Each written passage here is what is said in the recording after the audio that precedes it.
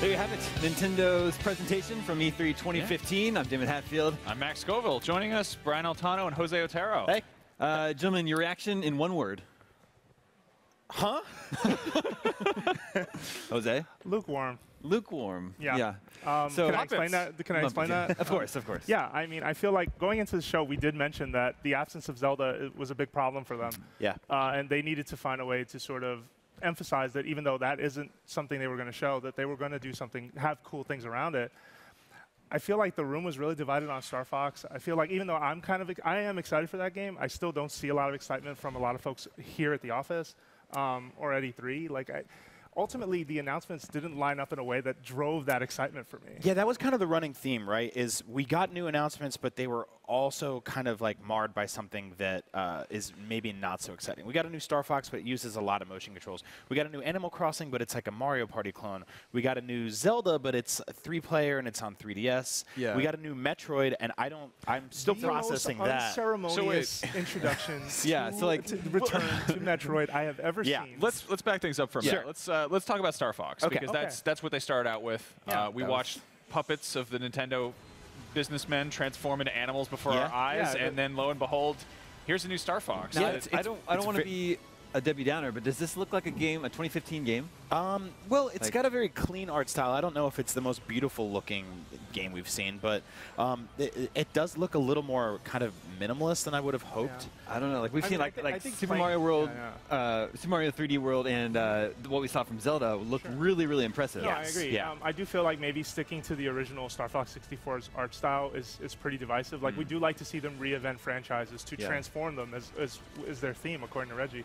But it felt like this Star Fox, what we saw, played it very safe. That said, seeing the R-Wing transformed into the Walker, like that was really cool. Yeah. I do think that ultimately it's going to come down to when you play it, how you feel about it. But I'm higher on that game, I think. And I think the Activision thing, did you see that? That they're partnering to make a Skylander amiibo? But just for the Nintendo, the Wii U version. They are for the Wii U version, yeah. And just the, I think that's a smart play. I mean, the Toys to Life category is pretty hot. Nintendo had some success there. For consumers knowing that, like, hey, this Skylander also is a character that I can use as an amiibo. That's kind of a smart backdoor in some ways, right? So if you don't have some of these characters and you bought them for Skylanders, that's cool. What worries me though is that's not really for us. That's really for a lot of people who are fans of Skylanders. Yeah. And so ultimately, that didn't really do a lot for me either. How about The Legend of Zelda Triforce Heroes? I'm excited for that. Yeah, I mean it's cool. I'm lucky that I work at IGN and I work with a bunch of people who play video games during the day. You know, so that's pretty cool for me. But for most people, I think they kind of want a single-player experience for Triforce Heroes, and we haven't really seen much of that. Now, it didn't look like the prettiest game, but neither did Link Between Worlds when we first saw it. It doesn't translate well to a big screen when you're watching. Yeah, the low resolution when you blow that up, I will agree. But no, I'm excited for that. I like the Four Swords wasn't my cup of tea, but I do like the idea of a cooperative Zelda. Like I felt like Four Swords, there were puzzles to solve, but the minute the rupees hit the ground, our partnership is over. I'm trying to get paid. Like that, I'm trying to win. And what they showed with Triforce Heroes, I was actually really intrigued because it looked like there was a lot of attempts to get you to work with other people. And ultimately, I want to see Zelda try that and see if that's successful or not. Yeah. Also, I mean, with Four Swords, it was like, you know, I think we're at a point where people can sit down with 3DSs and actually play a game together. You don't have to get a cable. You don't have to hook it up to a GameCube or whatever. And it's a lot simpler now. And I like that their reasoning for it being 3 instead of 4 is that 4 would be too tall. Too tall. Yeah, and it's like, you know what? That completely makes sense. Like, for whatever reason, that's just like, yeah. You don't see much in a top-down Zelda that is higher than 3 stories. So yeah, no, the whole fashion mechanic, like, what is that about? I'm really curious to test that out. Yeah. I mean, of course, Mask played a part in Majora's Mask, and that was a cool way to sort of experiment with solving puzzles. I'm not saying this game is like that, but the whole fashion angle and how that can ultimately affect your abilities, I think is a smart play. I think we're definitely excited DLC for that. Who knows? Fashion. I would guess yes.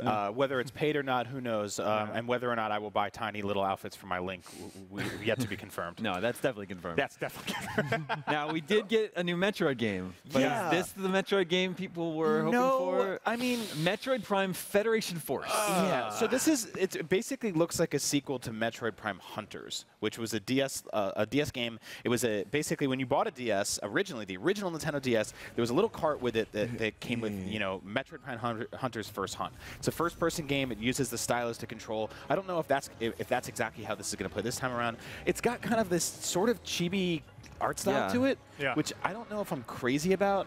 I mean, there's some cool stuff in there. Like the HUD's very Metroid Prime-esque. It's very clean looking. If this didn't say Metroid on it, would you think for a minute that it's a Metroid game? No, not at all. Yeah. No, yeah, I agree with all that, and I do feel like it's unfortunate because we haven't had a Metroid in so long. Yeah. And this is sort of the perspective, but none of the presentation that really made the 3D Metroids stand out, like sort of the isolated. This trailer didn't really do this game favors. Like, no, I'm curious to play it, to try it, and then to see, but I will say off the bat, my reaction is this was not the way it should have been shown. Like when I say the word Metroid to you, the literal last thing that should pop in your head is 3v3 sports mode.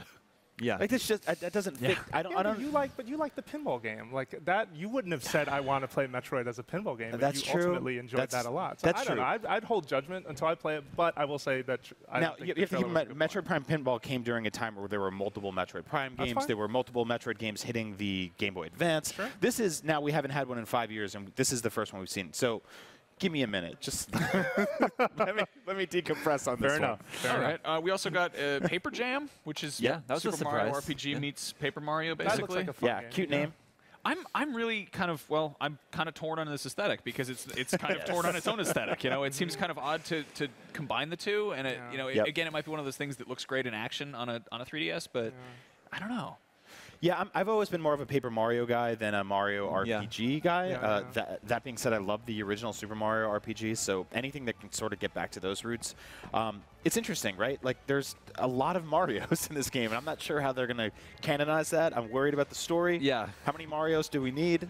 These two Marios are talking to each other, which I don't understand. But I would point out that, like, Mario and Luigi RPG series and the Paper Mario series both have really fun dialogue, really fun circumstances and events. Like, who can forget in Superstar Saga, they take away Peach's voice, and she has, like, an explosive vocabulary. Like, they find cute, like funny ways to present those stories and to present those games. So I'm curious to learn more about this one. I will say, though, artistically it is kind of strange to see those mashed together, but the idea that Mario has had two separate RPG series and you're trying to combine them in one game, I think is a cool idea. I want to play it and see how those two styles work together. Now, speaking of too many Marios, Mario Maker, we got a closer look at that. Yeah. It's apparently Super Mario Maker now. Yeah. Yes, awesome title. Everything we see about that game makes me want it more.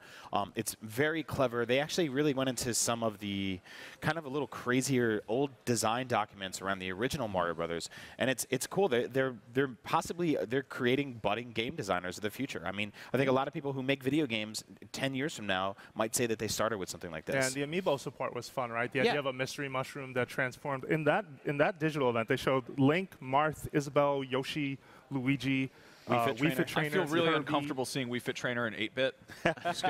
But it's pretty funny, right? To like look at it and go, whoa, that's so strange. And it doesn't seem to transform any of Mario's abilities. It's just a skin, right? And it's just a set of sounds. But it's still, I wouldn't have thought I wanted that. Now I really do want to try that and transform people into other things. I mean, based on what we've seen people doing in just like the Miiverse, you know, like the level of detail that goes into people's just like signatures and stuff. Like, I am dying to see what comes out of Super Mario Maker. I'm also, though, curious how that mystery mushroom works online, because if I scan in Wii Fit Trainer and that's what I want Brian to turn into when he plays my level and he downloads it, what if Brian doesn't have Wii Fit Trainer? Like, does that cause an issue? Does he turn into something else? I know Brian does, but I mean like the average person who's playing that game. Sure. So I'm curious how that's resolved or not. Now we can continue talking about Nintendo's presentation, but just as a heads up, the Square Enix presentation will be starting at any moment, so we may have to cut the conversation short. Got it. Fire Emblem Fates, is that Fire Emblem If? Yes. Okay. So in Japan, Fire Emblem If is sort of it was split into two campaigns. They're still not talking about that in North America, which kind of surprises me because that message is already very clear in Japan. But Japan is about to get that game, whereas we're getting it in 2016. But what they showed looks great. It's gorgeous. Fire Emblem Awakening was a really great amazing game. Yeah, amazing game. And to see Fates sort of approaching this idea of whose side do you choose, and you're sort of the star of that story. I'm really, really excited to play that. But that said, this is a game we already knew was coming. Like, it's not a new announcement. So it's kind of fits into the whole Lukewarm, where I'm like, hey, I like what I'm seeing. It's great that this is in English, but I knew this was coming. Where's Speaking of English and the lack thereof, what was that mystery Japanese game? So that even the title was in Japanese. Yes, Shin Megami Cross Fire Emblem was announced a while back, and they showed it for the first time during our Nintendo Direct a couple months ago.